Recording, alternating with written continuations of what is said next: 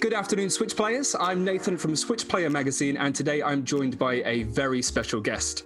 Today we are welcomed by the talented actor, director, and author Paul Clayton, who you may recognise from Peep Show, The Crown, Doctor Who, This Time with Alan Partridge, Coronation Street, Ali G in the House, and much more. So thank you very much for joining me, Paul.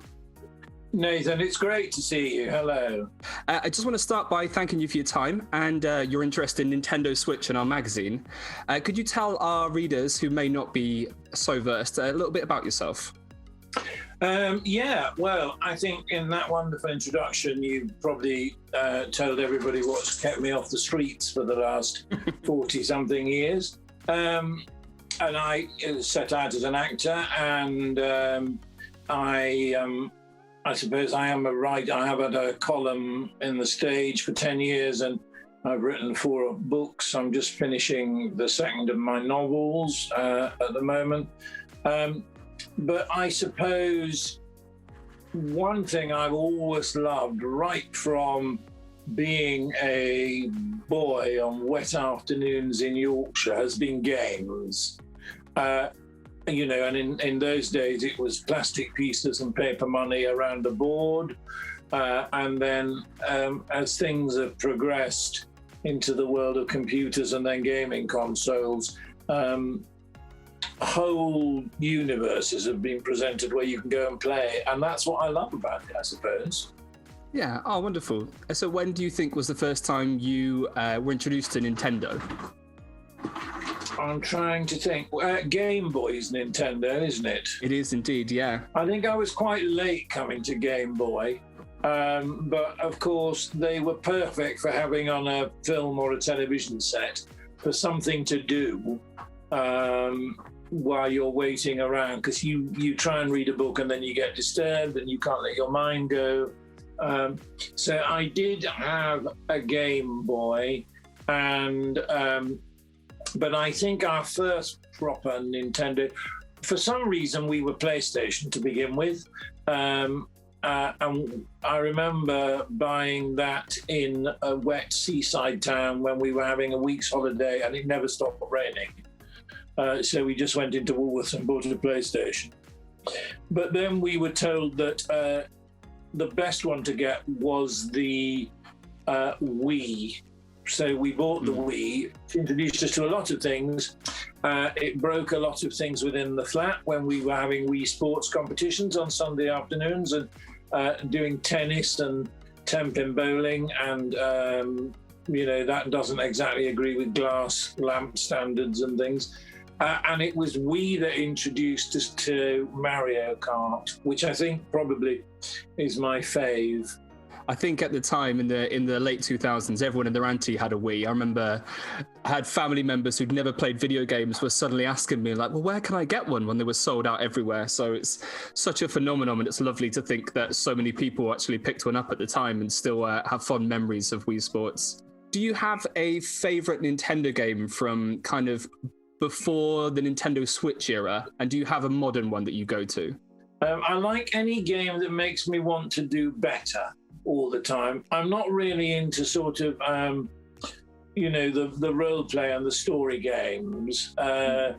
Although I did go through a phase on PlayStation of all the horror games like Silent Hill and everything. Yeah. But then I just I freak myself out, and and then it's that urge of wanting to go on the big roller coaster, knowing that you're going to lose your stomach and probably the contents of your lunch within the next 5-10 minutes. So games that are competitive where I can do better or I have to achieve a target are ones that I quite like. So I suppose that's why I like driving games, racing games. I get quite infuriated by puzzle games. So you weren't a Tetris fan on the Game Boy?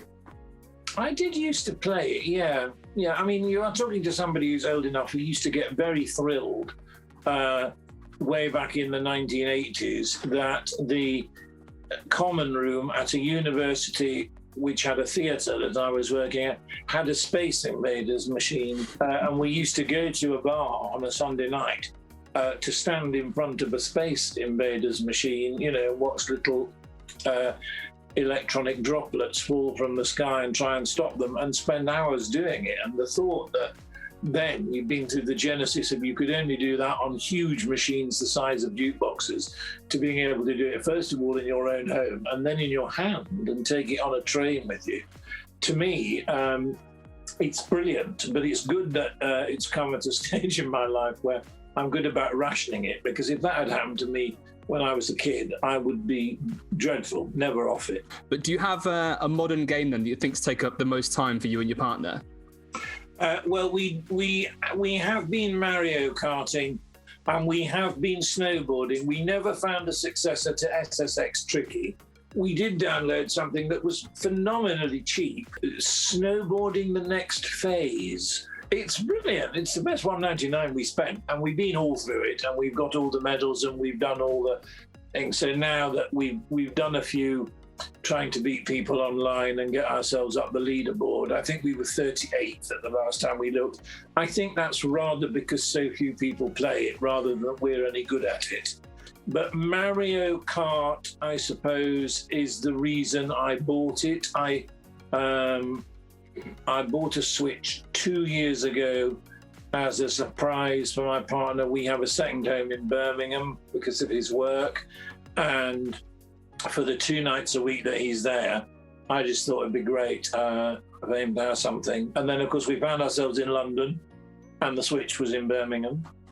So we decided we needed an eye test and drove to Birmingham to collect the Switch. Evidently, that's perfectly legal, just to test, and then come back. And in lockdown, it's been a saviour. And it's something we do together. So we don't necessarily play competitively against each other. We play, we have a character who's our team character, and I'll do a race, and then Rich will do a race.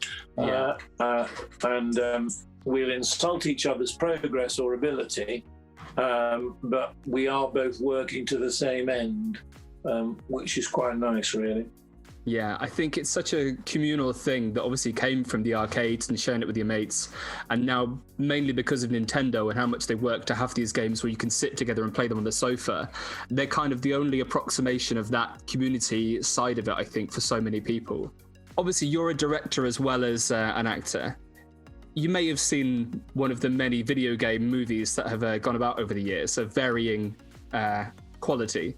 Do you think if you could direct a video game movie, have you thought about what you'd like to bring to life? I think something flamboyant and fantasy based, probably. But I'm trying to think of which one, because of course there was a Mario movie, wasn't there? Bob Hoskins. Poor Bob Hoskins hated that movie. Yeah. I say did a lot of people, I think, but at least Bob Hoskins got paid for it. And there was a movie of Silent Hill. There's a couple that I think they're medium level. They're okay. It would have to be, something a bit grand. I quite like it when you turn up at your trailer and there's an awful lot of frocks in there, really. I did Wolf Hall for the BBC quite a few years ago, and the downside of it, but the upside of it, was that there were masses of stuff in your trailer, fur robes. It makes it hell to go to the toilet, and it takes a lot of space to go to the loo, because when you've got swords and things buckled on either side, they can't send you to a little cubicle in a toilet, as they found out in Dover Castle. But just wearing all that, it's like, I don't have to do any acting, because wearing all this tells me I am. So perhaps, something along the lines of Final Fantasy or some historical epic. A friend of mine, he plays the lead in a video game that they're doing. I shouldn't say that. I think they might be doing another one, which he films in Czechoslovakia. And I know quite a few young actors now who go and do, the basic computer-generated stuff in studios, which looks fantastic. And I've done a little bit of voice stuff, which I think has gone into games. And you're going to ask me which one, and I don't think I can remember, because it's a good couple of years ago. I certainly was going to ask, but if you don't remember, that's fine. But have you ever thought about if you could appear as a voice actor in any game? Is there anybody you'd like to cover? Well, I don't know, but I think that it's about time, given all the fans we have, I think it's about time we had a Torchwood game, because there's so many teams now. I think I'm the third team of Torchwood. But they have been really inventive with the characters. It's great that we do it for audio and we can create all sorts of things in people's imaginations and brilliant pictures. But I think I would love to see people's interpretation of what you, years and years and years and years ago, I remember doing a voice for a dog.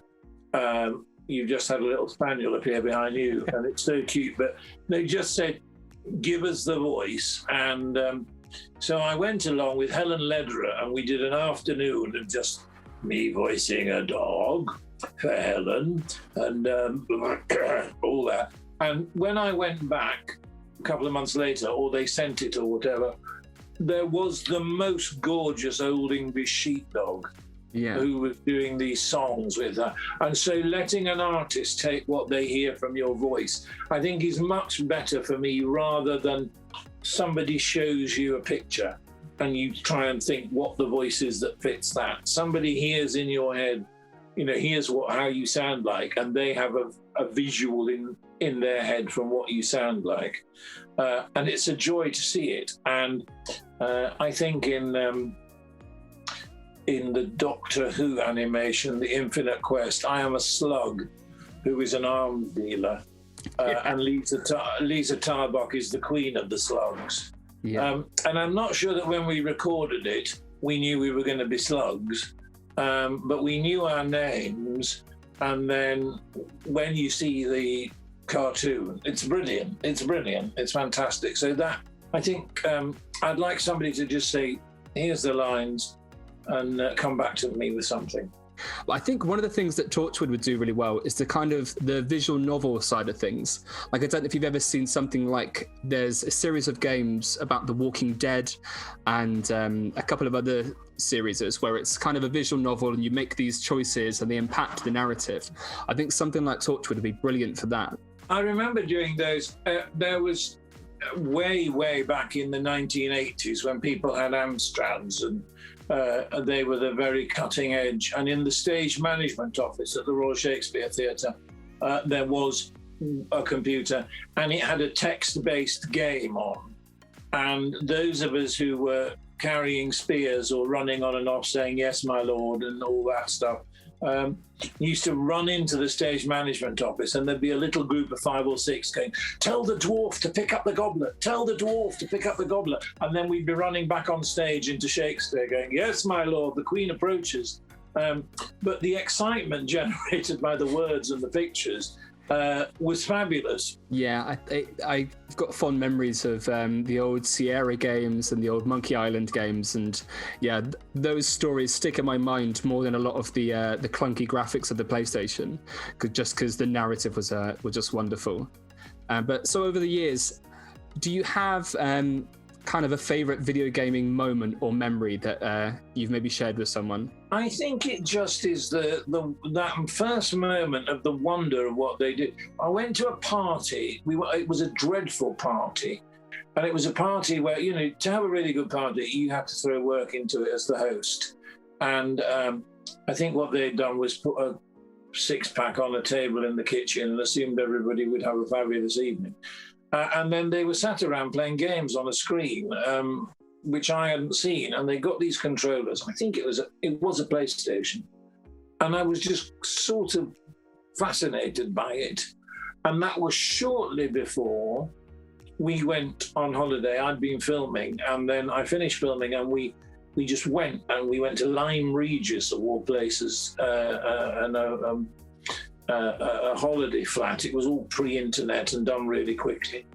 And we bought this PlayStation, and I couldn't believe that this box, even on this terrible little 10-inch, 12-inch colour telly in this holiday flat, took me to all those places. I think we played Gran Turismo and Worms. I think that was the opening package, which was, I suppose, my ideal life would be driving very fast and being able to get rid of people I don't like. So it was a good package to start with, but it was just amazing. I was just gobsmacked that all this could be produced by a small black box on this crappy little telly in this holiday flat. And we were there for hours. I mean, you know, we literally unpacked it, I think, at 6 one evening, and we were still playing at 4 the next morning. Yeah, I think anyone who's into video games has a very similar story of kind of that moment and the realization of how many things you could do. And I will remind you as well, there is a Worms game on the Switch if you haven't played it yet. Is there? Yes, it's very good. You might have just made a very serious mistake because I did notice the other day, and the thing is, because we share it, and also because during lockdown, the dining room and lounge here are basically my partner's office to run his company, and I've got my own office here. But the big, you know, we've all done it in lockdown, haven't we? We're in our homes, so we've started to see the deficiency in our homes. And one of the deficiencies in our home, immediately we thought was our television was too small. So there's a whopping great television now on the wall in the lounge. And that's the one that the Switch is paired up with. And I'm quite anxious to get to play it. And I do normally, because he's normally away for 2 or 3 days a week in Birmingham. He's not at the moment. So I can't run in there during the afternoon while he's holding board meetings and things and have a quick round of Taxi Chaos, which I've just discovered is available on the Switch. And now you've just told me that Worms is available. You've knocked my brain out now. Yeah, that's gone. I mean, that's immediate. I'm going in there while he's having lunch and going, just turn it on and see, you know, Worms is on the Switch shop. That might have to be, We've had a lot of fun with it. Me and my partner played a couple of games of it on an aeroplane a few years ago, going on a holiday, and it got a little bit too heated to the point where we had to be told to be quiet. So I can understand what might happen. There are some games I've got on there and then I've downloaded and then I just haven't really played. And I haven't found a brilliant driving game, you know, Grand Prix style or rally style driving game for Switch. I can definitely send you a few recommendations. Don't worry. It's my job to know. Well, because there's that whole thing that we were having a really bad time on Mario Kart, and we were sure that it was because of the kart and the driver and everything. I mean, we never ever put it down to the fact that we might just be crap. We have bad nights. Actually, last night, funnily enough. So who do you play as in Mario Kart?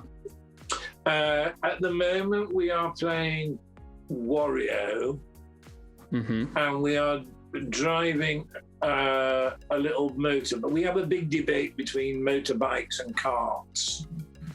And I quite like the motorbikes, like the drifting around the corners and things I'm quite good at. But I don't seem to be as good at it when I'm in a cart. And yet the recommendation is for those heavier characters, you should be in a cart. Yeah, that's interesting. Wario, you're just going to be bashing everyone around. Is that the plan? There's something very satisfying about cartoon violence, isn't there? Tom and Jerry and everything. And the fact that you can... I'm less satisfied if I've got a gun in my hands and I'm running through castles in Nazi Germany looking for snipers, which is what seems to be happening on the television at regular intervals. Now my partner's got his sniper game. But it doesn't bother me at all if I am a worm sending an atomic bomb to kill every worm in sight. That's pleasurable. And it really doesn't bother me if I am, you know, I've got my little superstar and I am ramming people off the track on corners. That's great pleasure. It's just when I start doing it in my MX-5 driving around Kent that people have a problem with it. So it gets it out of your system. I think that's a great thing about Mario Kart for me as a game, in that it's not just racing. There is a luck element, but it is tactical and you can get better at it as a skill. But then you can just get lucky, like my partner did last night and had 2 stars and a bullet, and he was driving appallingly and then managed to romp home second. on a course, and of course he was thrilled, and it helped us out. But I did have to say to him, I have to say, well done, but could I just point out that was not in any way down to driving skill. Yeah, I think you have to remember Mario Kart is a party game first and a racing game second, because we've had many a fallout between my stepdaughter, who's a very poor loser, to the point we've had to properly stop playing Mario Kart for a while. Just got one final question for you before we go. Obviously, your character in Peep Show, Sophie's dad, Ian, do you think if he ever played computer games, have you had a thought about what games he might have played? Well, I think he either would have played something where he had a very big gun and was shooting people, but he did that in real life, not with much success as far as Mark was concerned. I think because in Peep Show, Ian just was always struggling to keep his life in order. I think he'd have loved to have played something where, you have to build a little city or run a farm or something that he could have done without anybody interfering, because for his wife and Jeremy and then Mark and Sophie and then cousin Barney all sort of trample over what he wants in life, which is order and not being disturbed, really. And so I think something where he could put everything where he wanted it and slowly build up the amount of money or the amount of cows on his farm or the amount of buildings in his town, which is what he used to do with his barn. I think he referred to that barn as it's like me, it's full of lots of old rubbish that nobody wants. And I think probably now he might have sat down in front of a games console with Mark and Jeremy and hopefully beaten them out of them, Or perhaps he might be very clever enough to get somebody to start a barn burning game, agricultural art. That's brilliant. Thank you so much for your time today, Paul. I really appreciate it. And your wonderful feature as well, which is going to be in issue 50 of Switch Player magazine, which anybody watching can go find on our Patreon. But thank you so much. You've been a wonderful person to interview and a guest. So thank you.